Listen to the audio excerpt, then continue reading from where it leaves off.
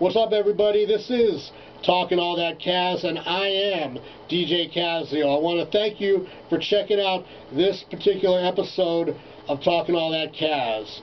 On this particular episode, I got another great interview that I conducted here on my radio show at 90.9 FM KHCC in Salinas, California.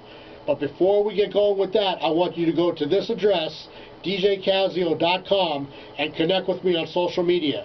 Whether it's on my Facebook, on my Instagram, on my Twitter, or even if you go and subscribe to my Mixcloud channel, you can hear all my radio shows that I do in their entirety, music, commentary, and interviews. But this right here, Talkin All That Kazz, this is for just the interviews, okay? I want to thank everybody who checked out the first round of interviews that I put up. Now we're on to the second round. This particular round, I'm going to focus on 2019, but I'm going to sprinkle it in with some more current stuff too. So you never know what you're going to get. Just sit back, relax, and enjoy another edition of Talkin All That Kazz with me, DJ Kazzeo. Right now, if you've been following me on social media, you know that I've been talking about a very special guest that's going to be joining me this week, and she happens to be on the line with me right now. You can hear she's live on the line. Christina Solis, actress extraordinaire. Hi, Kazzeo. Thank you for having me on. Absolutely. How are you doing?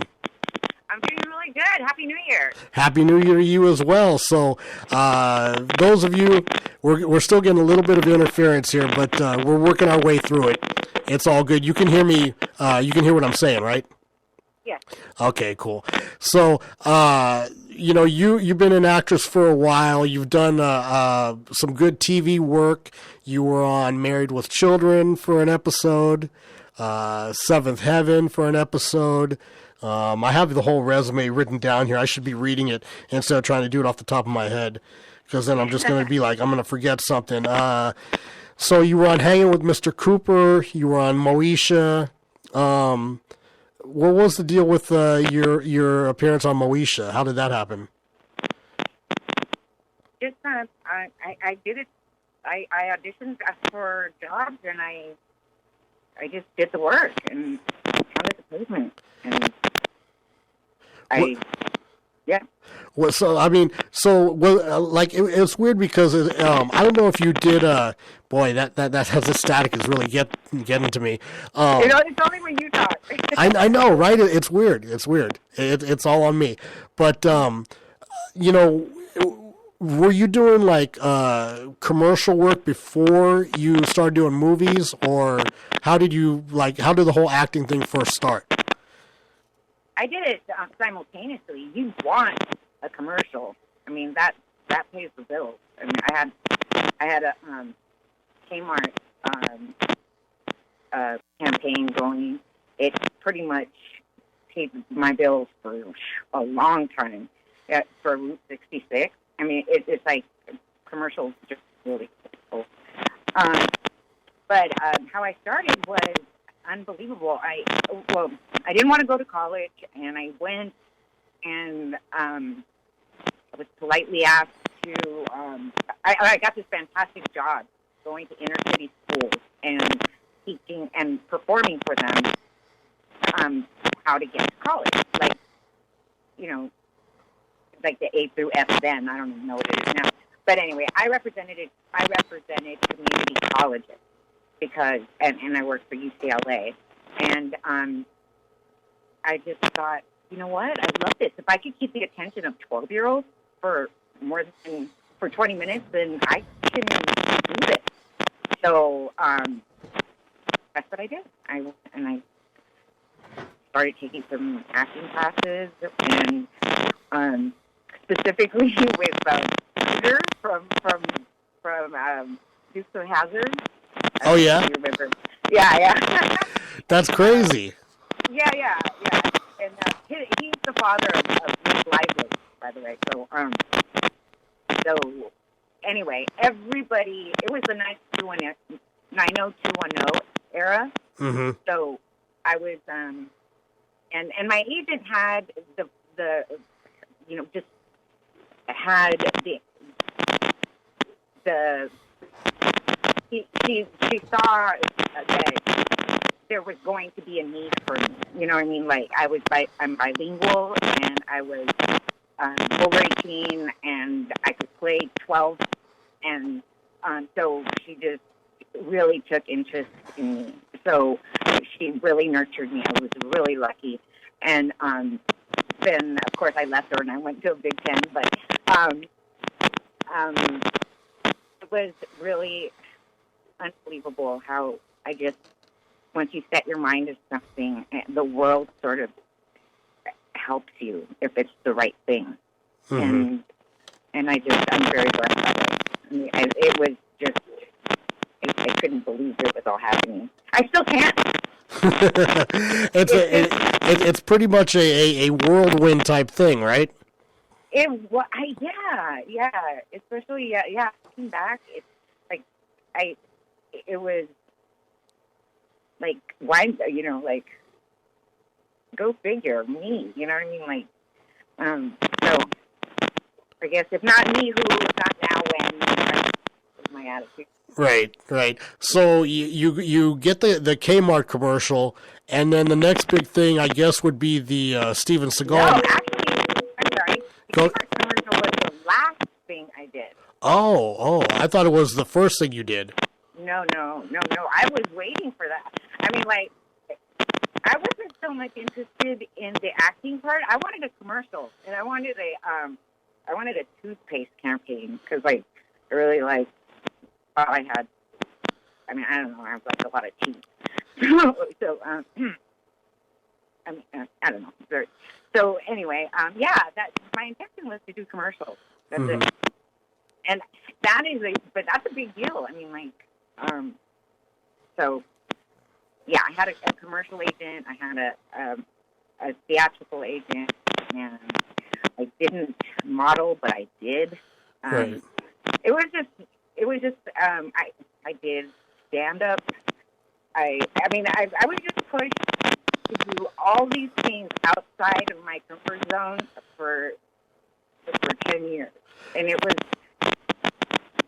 All I wanted to do was do a commercial. But anyway, it happened. It sounds like you're pretty fearless. Have you always had that mentality of, like, I'll just go ahead and do it, I don't care? No. I was raised very, like, in a strict Catholic environment, and no. I mean, and, of course there was, I had boundaries, and I had ethics, and there was like no casting couch situation. There was nothing that put me in a position. I did not put myself in a situation that allowed for any thing unethical to happen. There was no Me Too movement happening. No. Okay. Not for me. And I think that it does exist. I mean, I saw it. Kind of, because I think you just really have to give yourself a lot of self-worth and know who you are and what you will and won't do, and stand for something or your fall for anything. Because, right. I saw a lot of girls' spirit die, and it's unfortunate because,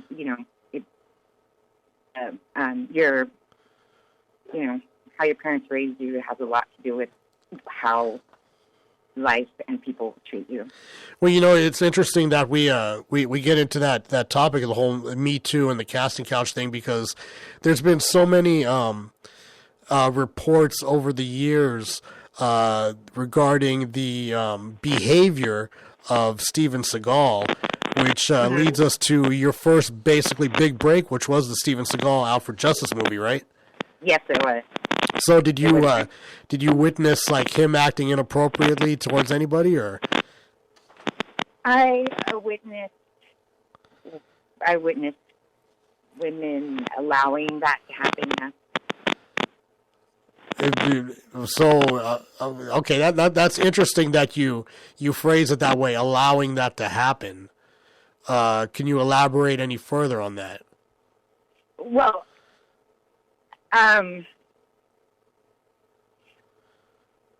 I think that it was known. I mean, it was no secret of what he's like. Mm-hmm. So, that being said, I mean, if it walks like a duck, talks like a duck, it's a duck, you know? Right. And so, like, I don't know. He treated me like his daughter, and I auditioned with a lot of girls, and some of them were extras Mm-hmm. in the movie. So, so I imagine that was the price that he paid. You know what I mean? Or I don't know. I'm not sure, but I really have to say that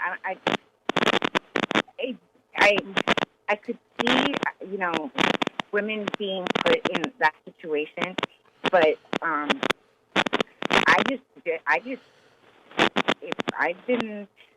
I just wouldn't allow it for myself. You know, going back to, you know, phrasing it as, you know, females allowing that to happen, do you think at that time maybe the sense of self-worth wasn't, it hadn't like fully developed in the overall thought process of a lot of actresses at the time? Absolutely. I guess maybe because, like I said before, I wasn't in it to be a star. I wasn't in it to be I wanted a commercial. So if I was going to be put in a situation, it would be like, no. You know, like, I mean, it was like, it wasn't even I wouldn't even consider it. But maybe if that was like, you know, like if I would, you know, there's certain things you would do anything for, mm-hmm. and that just, you know, wasn't one of them, you know. No, I hear you. So between the Steven Seagal movie, the next thing up was the Hanging with Mr. Cooper episode, and then you get the role, which pretty much has been, I guess you would say, your claim to fame so far, which was playing Baby Doll in Mi Vida Loca. Yes. Talk to me about how that whole project came together, and, you know, some of the stuff behind the scenes.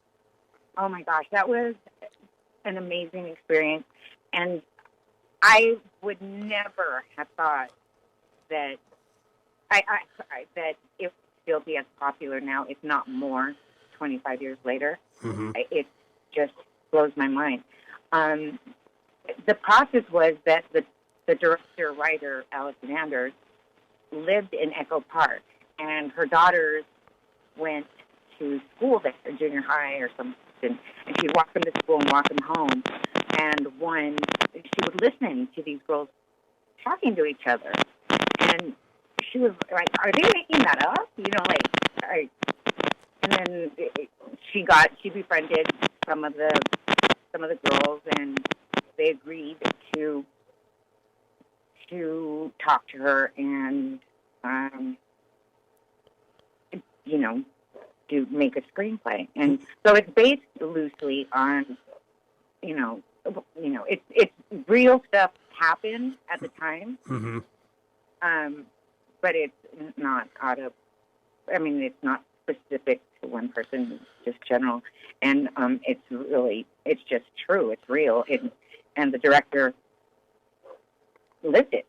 Right. I mean, like, so, you know, even though she wasn't brought up there, or, you know, Latino, or, you know, like, she just did a really amazing job capturing a point of view that no one else could have and has, you know. No doubt. So, you know, before we go on, let's take a quick break, and then when we come back, we'll talk more about Mi Vida Loca.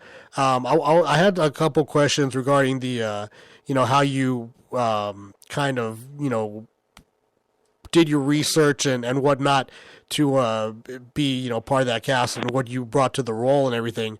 But hopefully you got time to stay on the line, and we can come back in about a minute and a half or so and continue. Okay. Okay, so you are listening to 90.9 FM KHTC Radio Bilingue. Yours truly, Kazzeo, right here. Also on 104.1 FM out there in Hollister, San Juan Bautista, and South Gilroy. We are talking to actress Christina Solis. She's going to stay on the line, and we'll be right back after these important announcements. That's right. We are back right here. It is 90.9 FM KHTC Radio Bilingue here in Salinas, Monterey, and all points in between, as well as 104.1 FM out there in Hollister, San Juan Bautista, and South Gilroy. Worldwide, streaming live at WednesdayRec.com. Back in the place, joined by my special guest, Christina Solis. What's up, Christina? What's up? See that? See how clean we sound now? All it was we had to try the line one more time. That's all it was. That's right. We fixed it. Yes. See, we're professionals. That's how we get down. The show must go on. Exactly. So before the break, we were talking about Mi Vida Loca. So, one of the things that always stuck out to me, and especially now more so when I went back and watched it last week in preparation for this phone interview, was it really you had the main roles of with Sadie Lopez and the other girl that played Sad Girl, or wait a minute, am I getting that right? Did Sadie play Sad Girl, or was the other girl? Sadie played Mousy. Oh, okay. Avila played Sad Girl. Okay. So, you have them, but you always have this shining star in the background of the scenes, which was you. Was the role of Baby Doll the first role you tried for, or did you try out for something else and got put in the Baby Doll role? I tried out for Sad Girl, and they added Baby Doll.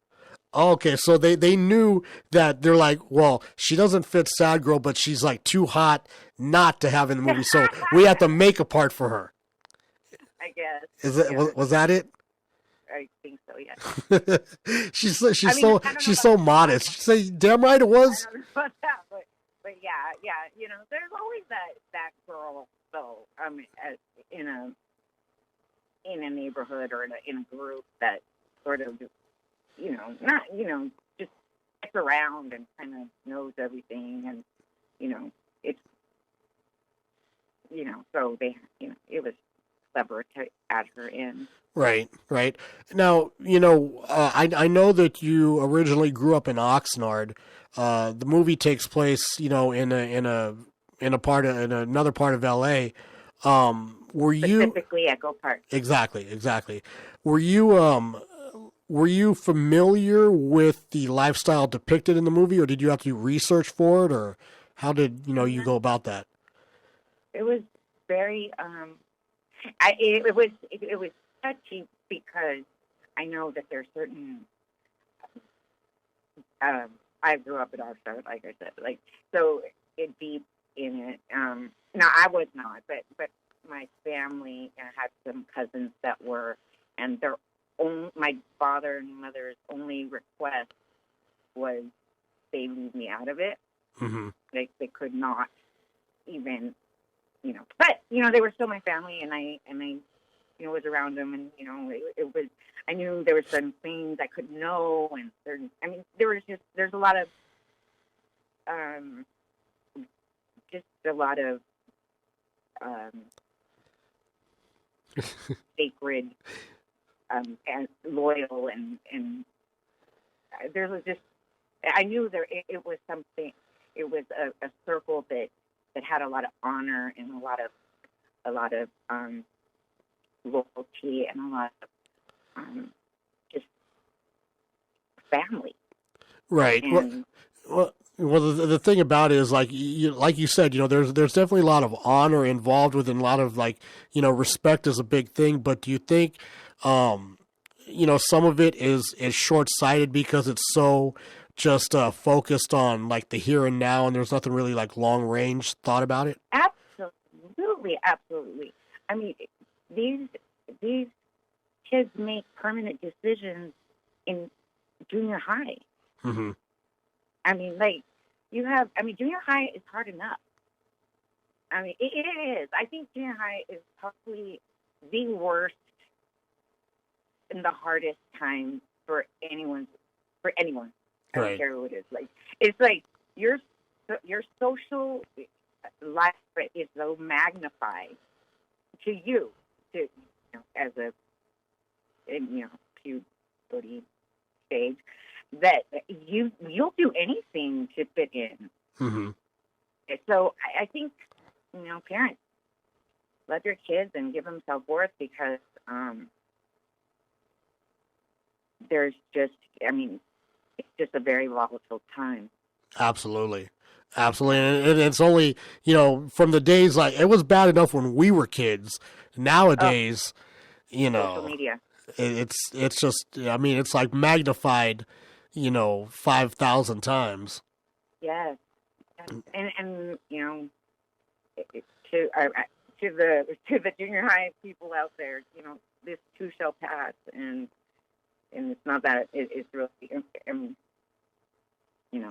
just take it as a learning time, and somebody else will mess up exactly in 5 minutes and be over you. You know what I mean? It's rough. I really feel bad, and my kids are I'm lucky enough to have them in a private school in Camarillo, St. Mary Magdalene, and it's hard there, and it's pretty close to a perfect environment. But they have one class, so they're together every year. It doesn't matter. They don't get to go to a different teacher, or so they're together for 9 years. And I think that if you could survive with the same 30 people for 9 years at that age, you could do anything. So it goes, what is that, middle school through high school? Kindergarten through middle school. Oh, wow. Yeah. That's pretty intense. Yeah, you're right. 9 years with the same people, I'd be like, geez, enough of you. Right. And you have to work it out, or, because there's no switching classrooms, let alone schools, or it's just like, it's life, and you can't quit. You can't.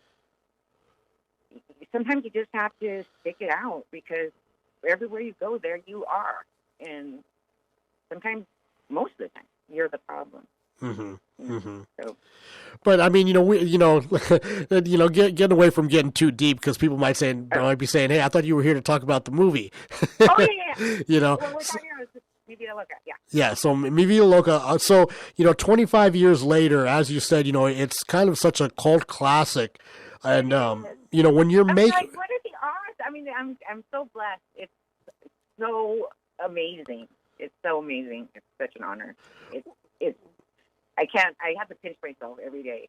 When you're making it and when you're filming it, did you have any inkling that it would resonate with people the way it did? Nope, not at all. I thought it was going to be criticized and picked apart and not accepted. But wow, was I wrong? Right. And now I know you guys, the cast, you guys get together and do, events in correlation with the anniversary of the movie. What are some of the things you've done, and is there anything on the horizon? We have toured. We've been doing it for 2 years, getting together, and let me, quick note, we have remained friends for all these years. It's nothing. That girl I was there when her baby was born. Her first babies were born. She went to my baby shower. Heartbreak, weddings. Everything. The last 25 years. So we're like family. They're my sisters, and including some of the gang members. So it's been quite an eclectic life. And what was the question again? I'm sorry. No, I was just saying, what are some of the events connected? Well, we have gone to Texas, to Arizona, to Idaho, to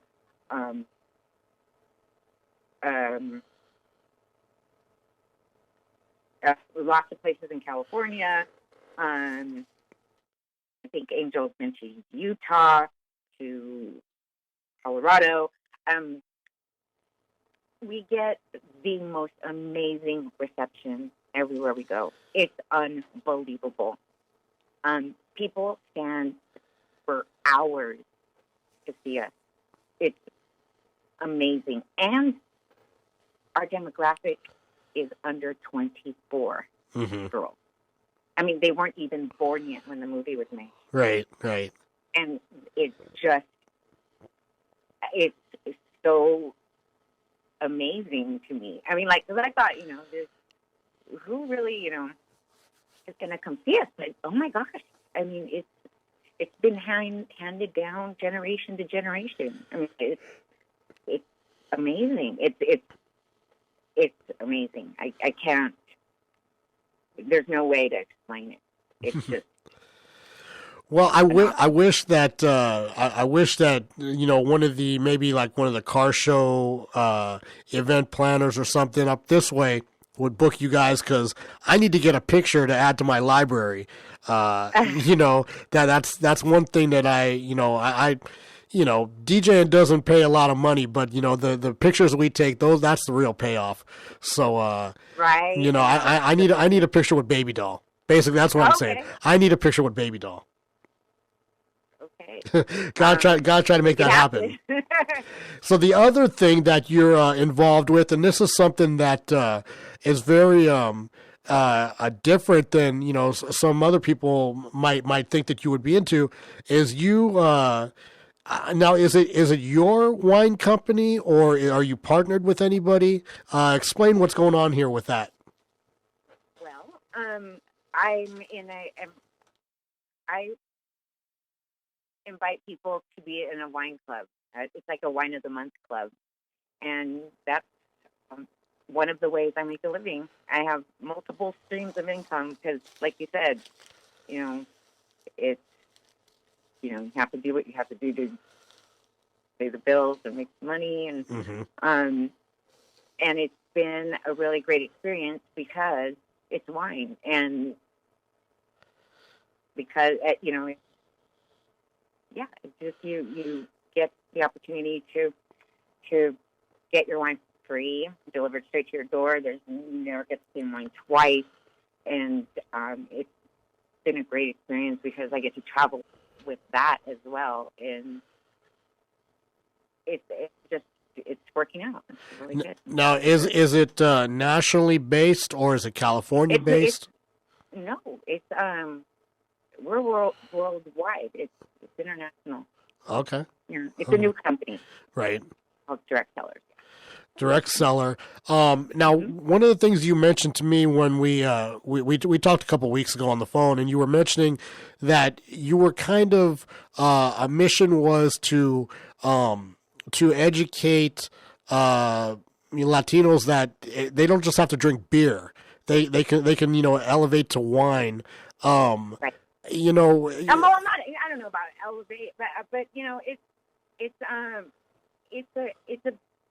it's a culture that lacks Latino in it, and I don't know. It's a different, and I just want to open the door to Latino to experience the wine world, because it teaches you so much about socializing, drinking appropriately, traveling, geography, art, agriculture. I mean, there's just there's so much to know about wine, and my wine comes in a box. It's not the box, right? But, and it's an opportunity to get to learn about and understand a different world, and I think it opens up a lot of opportunity because wine is a vehicle to meet people that you wouldn't ordinarily, and having some sort of knowledge about it is very helpful. You know. Now, if people want to find out more about it, is there a website where they can go check it out? Yes. It's directsellers.com/Christina Solis Karen. Mm-hmm. And that's my website, or else they can hit me up on Instagram, yes_babydoll. Right. And you also have a Facebook page too, right? I do. I have a Facebook page. It's Christina Solis Karen, and then I don't. There's another one, right? It's Baby Doll. I'm not sure. I'm like into Instagram for some reason. Right. Well, I mean, Instagram kind of is like the forerunner right now. That's right. where everybody goes to. So, right. Well, you know, that's where my audience is. It's younger, you know. So it's like, right. Well, I mean, you look like you're like 22 as it is. So, you know, of course you'd be, big with the young crowd. I have been asked. I mean, it must be something in the water in Echo Park, because I think everybody looks real good. Don't you think? Absolutely. So before we wrap it up here, do you have any roles coming up, or are you still acting, or you kind of put that on the back burner?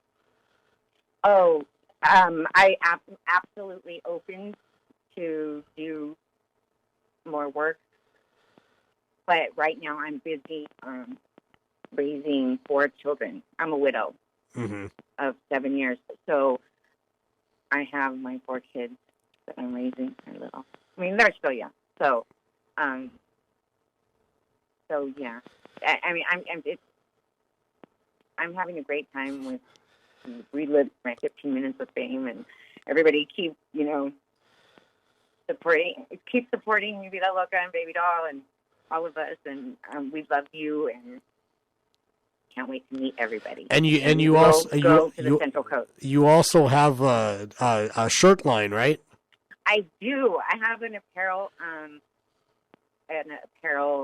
line that I'm starting up, and I have my Baby Doll shirts, and I have my Love It's Blind homegirl shirts that are very popular, and you can also get those on Instagram. I'm working on a website. There's so much going on. I mean, I have so much going on that it, I'm going to get my website. But for now, it's on PayPal. It's wait. It's babydollmbl at gmail.com. You got Baby Doll, maybe the look, the MBL at Gmail, and then you could order your shirt, and I will get them to you. You got so much going on.